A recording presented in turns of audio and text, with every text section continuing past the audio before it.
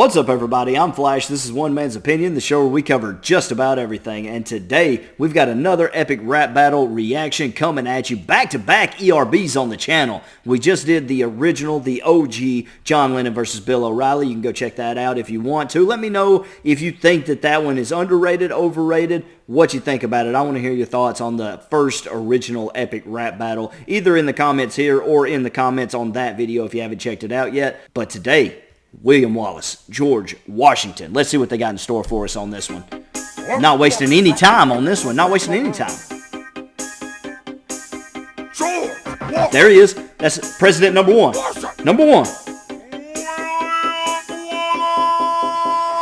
There's a difference between you and me, Willie. I fought till I was actually free, Willie. I got my face on a quarter. You got drawn in quarter. Tortured on the orders of a king, really? How's it get beef by a dude named Wallace? Your hot dog didn't cut off your beef. Oh, okay, all right, hold up. First of all, there's a lot here. But first, Washington is not playing. Dude, this dude come to play for real. He is not messing around on this one. Difference between you and me, Willie. Okay, number one, there's a difference between you and me, Willie.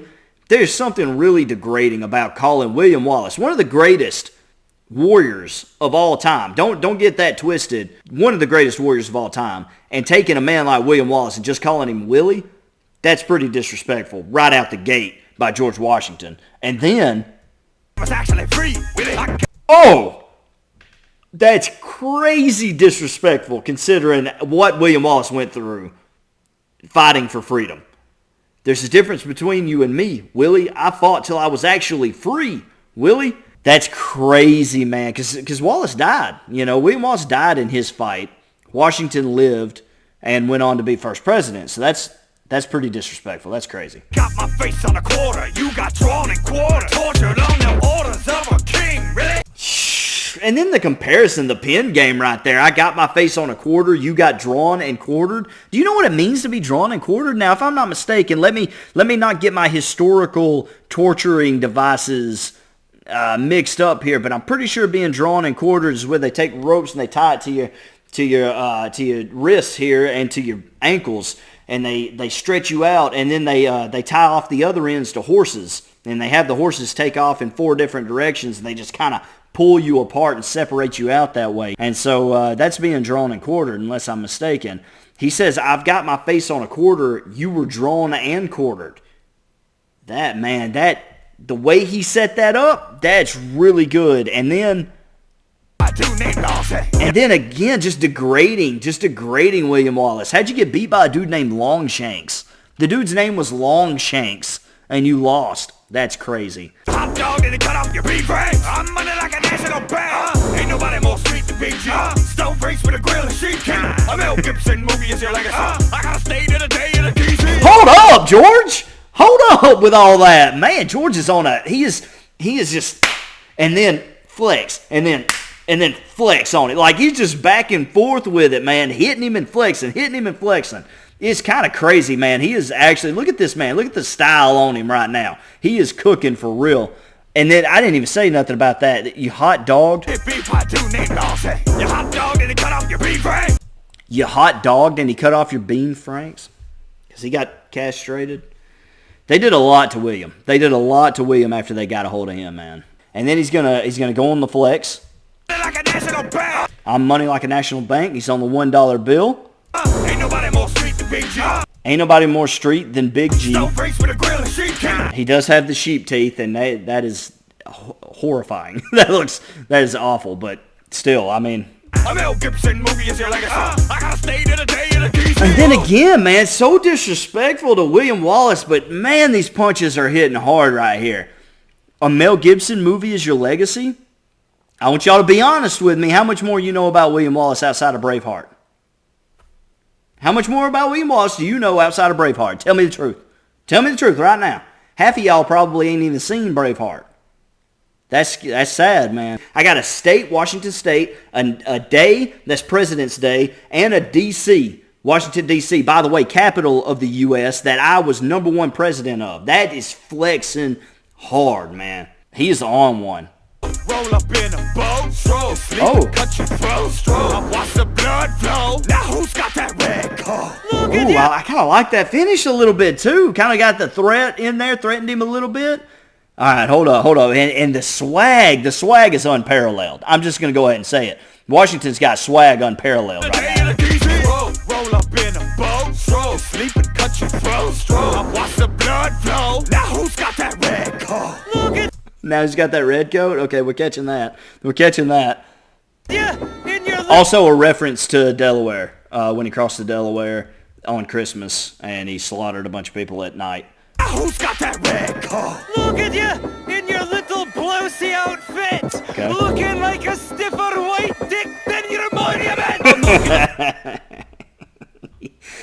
That's a good one. That's pretty good. But I want to say, like, right here at the gate, this is fine. He's gonna little blousey outfit. He's gonna insult the drip a little bit. He does have a blousey outfit. That's fine. It's good. You know, he's gonna take the wind out of the sails. But I think Wallace has got to be careful because he opens himself up to rebuttal right there because he's wearing a kilt. I mean, there's gonna be a bar about him wearing a skirt or something in here, I'm sure. So you got to be careful with the punches you throw. You got to protect yourself from that rebuttal. Right now it stands. We'll see if Washington comes with a rebuttal later. Looking like a stiffer. That's good. That's funny. I'll knock you the fuck out, mate. You died owning slaves. I died setting men free. Oh! Hold up. No. You're not just going to blow right by that. That is sneaky diss right here. Hold up. Looking like... Because he doesn't even stop. You know, a lot of times those heavy hits, man, you want to put it at the end of a bar, you know, so that way there's time for the crowd to kind of catch up and figure out what's being said and kind of react and go nuts. But no, he's going to blow right by. You're going to get him with the sneak diss right here. A drive-by. I'll knock you the fuck out, mate. You died owning slaves. I died setting men free. Oh! Considering the battles that both of these men had, USA independence versus under British rule, both fighting kind of the same enemy at different time periods, but he's going to say, you died owning slaves, I died setting men free. So that's not only like a strong diss, but a great rebuttal to when Washington said, there's a difference between you and me. I fought till I was actually free. He said, yeah, you fought till you're actually free, but you also died owning slaves, which makes you no better than the people we were fighting against. That's so good right there. That is crazy strong.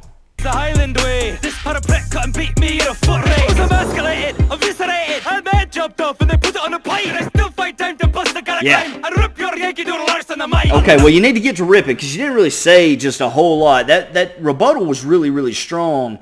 And he's still he's like working a rebuttal in here. Me in a foot race. Hang on, hold on. I didn't go back far enough. I don't slaves. I don't set men free. That's the Highland way. This paraprick cut and beat me in a foot race. Calls him a powdered prick. He wears a powdered wig. I get all that. It's also kind of a callback to when he's talking about the monument looking like a, you know what he said. But then he says he couldn't beat me in a foot race. And I wonder what that's about. I don't know. Y'all going to have to help me out with that one in the comments. I don't know. I'm missing the foot race bar. But that's got to be something the way they threw it at the end of that bar like that. All right, here we go. And then also he's kind of setting something up here. Emasculated, eviscerated, a man jumped off and they put it on a plate. I still fight time to bust the crime. I rip your Yankee Doodle arse on the mic. So he says I was emasculated, eviscerated, had my head chopped off, they put it on a pike. So it's a little bit of a rebuttal setup because Washington kind of already went into like all the things some of the things that Wallace went through after he got captured. And so Wallace is kind of just going into it and he's saying, yeah, I did go through all these things, but I did that. I'm still standing here. I'm still rapping against you, and I've still got time to bust a Gaelic rhyme, which is just a reference to where he's from, and rip your Yankee Doodle butt on the mic. And so, but he hasn't really done that yet. He's dropped one really strong punch, and other than that, he's been a little defensive. The rebuttal was good, but he needs to cook right here toward the end of this first verse. He risks losing this one. Okay. I don't speak Gaelic, so I don't know what he said right there. Somebody's gonna have to help me out in the comments below. Oh!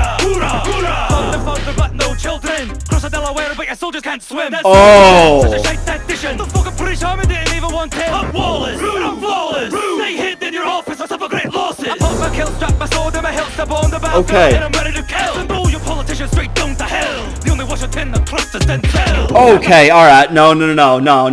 We're not just gonna blow by all that. children. Cross the Delaware, but your soldiers can't swim. There's that disrespect. That's what we want to see right there. Cross the Delaware, but your soldiers can't swim. That's a lot of rebuttals right there. That's a lot of rebuttals because remember, Washington said, I come at night, you're sleeping, I'll cut your throat. Now who's got that red coat? Which is mad disrespectful, seeing as he was also fighting the Brits. But beyond that, then he's going to say, yeah, you crossed the Delaware, but your soldiers can't swim. Founding father, but no children? We're in that territory now. We're in that level of disrespect territory now. And then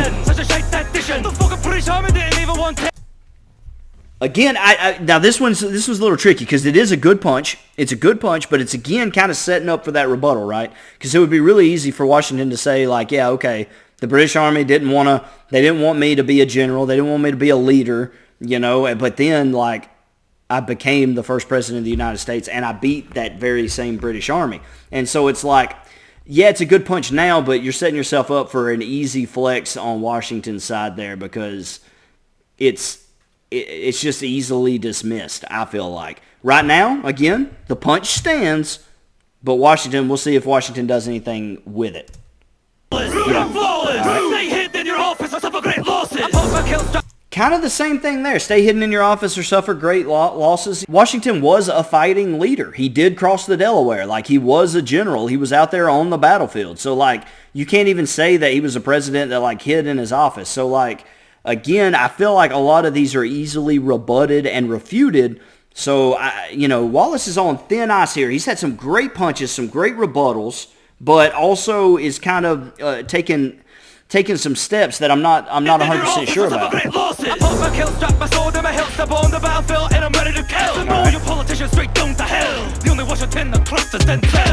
And then, like, he finishes on the Denzel bar, which is kind of funny, but, like, also Washington wasn't a politician. Like, he was not a politician. He didn't even want to be president. They just, essentially, by popular demand, everybody was like, no, it's got to be you, Washington. It's got to be you, and so he took the job rather reluctantly. And so, I don't know. I find a lot of little iffy stuff with Wallace, but also two really, really hard punches and some great rebuttals smattered throughout. I feel like he kind of wasted a little bit of time here or there. You could argue that Washington might have done the same thing, but I feel like Washington definitely used his time better. That died setting men free, you died owning slaves, that was like so heavy though. That was by far the best punch of the match. I would say if you're asking me for my money, I think Washington used his time a little bit better and his punches were a little bit more solid. The Mel Gibson legacy bar had some iffies to it, I would say, but all in all, it's tough to call. It's very, very close. Maybe it's dead even. We'll see how the second verse goes. I think it's really, really close. That's the best you got for me. I top down and MC like a territory. See power. Okay. That's what the meaning of my flag is. Donations famous for golf and haggis. I'm fabulous for life. Okay, all right, see. All right, here we go. All right, Washington's coming out. He's going to say, is that the best you got for me? Is that the best you got for me? I top down and MC like a territory. We all get that reference. That's an easy one. See power. That's what the meaning of my flag is. Donations famous for golf and haggis. That's pretty good, too. See power, that's what the meaning of my flag is. Your nation's famous for golf and haggis. That's pretty funny. That's a good diss. You flexing that USA strong military might, and then by comparison, being famous for golf and haggis, which, hey, look, people love golf and haggis. So, I don't know what to tell you. But that's a really good punch right there. Fabulous from my head to my shoe buckle. Step to me or catch a knee to the moose knuckle. Cause I know you don't wear no drown. I'm dressed like a pimp, best moves at the bomb. McGavin, McLivin, McScooya. Cock black, more Scott than Hadrian's wild. I don't give a shite but your fancy clothes.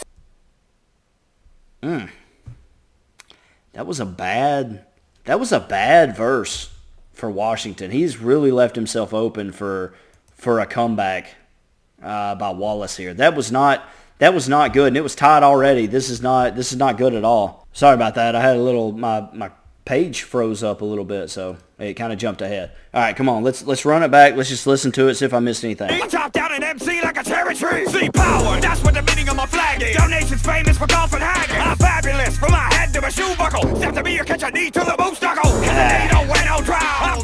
Okay, so like I said that he was gonna probably rebut the clothing they were kind of ripping on each other's dress a little bit. He said that he dressed like frilly or something like that, and I said that he was setting himself up for a rebuttal.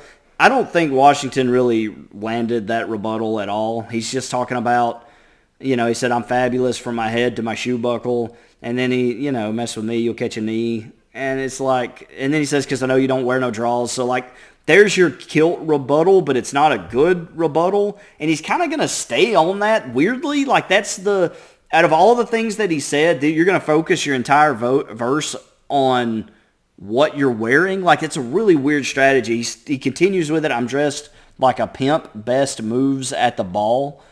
I don't really know if that's another reference to something. I don't know what that is.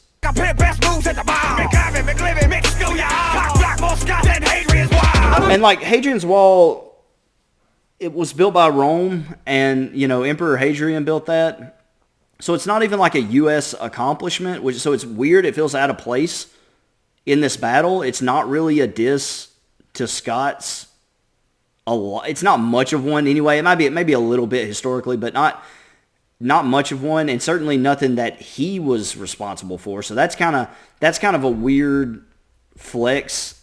It felt like maybe that could have been fleshed out better. I'm not really sure what he was trying to get out of that. It's funny. Sure, a lot of that verse was more comedic, I felt like, and supposed to get laughs. Not the best way to win this battle, especially as tight as it is. One good punch from William Wallace in this verse, and it's probably over. Give a shite about your fancy clothes. You ripped all those on a slave black folk. Oh, there it is. Oh, there it is. Yeah, and look, normally I would say, okay, you've already hit that once. You already talked about him owning slaves and that sort of thing once. But coming off such a weak verse by Washington, I think that's all Wallace needed. He just needed to land one jab right here, really, and this match is pretty well over, I think. Because this is a good point. He said, you want to keep talking about clothes, and I'm kind of with Wallace here. I don't care about your fancy clothes.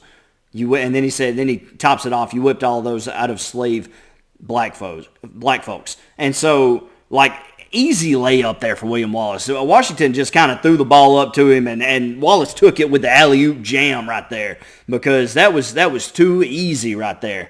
You ripped all those on a slave black folk. Victory lap. But if you think I'll beat me, you must be having a smoke. Oh, Joe, don't tee off with me, lad. If you held my balls, you couldn't be my caddy. My style's ice cold, yours is old and shabby. You're the father of your country, but I'm your daddy.